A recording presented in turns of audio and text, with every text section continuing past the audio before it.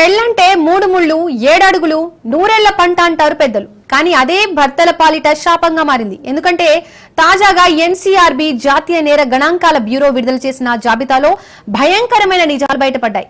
భార్యలు పెట్టే చిత్రహింసలకు భర్తలు బలి అవుతున్నారు. మహిళా హింస గురించి మాట్లాడడమే కాదు, పురుషులపై హింస గురించి కూడా మాట్లాడేలా చేసింది ఎన్సీఆర్బీ జాబితా. చివరికి పెళ్లి కాని ప్రసాదులు పెళ్లి అవ్వకపోవడమే మహాప్రసాదంగా భావించేలా చేసింది ఈ ఘోరమైన నిజాలు. పురుషుడు కూడా బాధితుడవుతాడు అనే వాస్తవాన్ని సమాజానికి తెలియజేసింది. అనేక పురుషులు బాధపడుతూ నిశ్శబ్దంగా ప్రాణాలు కోల్పోతున్నారు. ఇది కేవలం హత్యల విషయం కాదు, ఇది కుటుంబ వ్యవస్థ పట్ల ఎదురవుతున్న సవాల్. ఈ గణాంకాల వెనుక ఉన్న కారణాలు పరిశీలించాల్సిన అవసరం ఉంది. సమాజంలో ప్రతి బాధితుడికి లింగ భేదం లేకుండా న్యాయం లభించాలి. ఆరోగ్యకరమైన సంబంధాల కోసం అనుబంధాలు, బంధాలు, బాంధవ్యాలతో ఇద్దరికి సమాన గౌరవం ఉండాలి.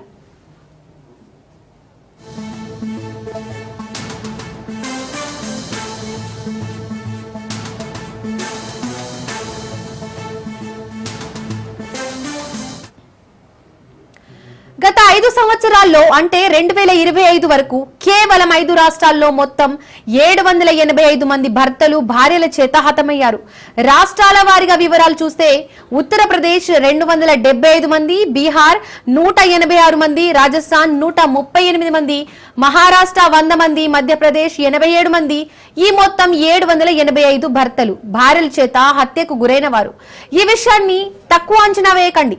ప్రతి ఒక్కరి జీవితం విలువైంది. దీనికి తగ్గట్టుగానే చట్టాలు కూడా కఠినంగా అమలయ్యేలా చూడాలి.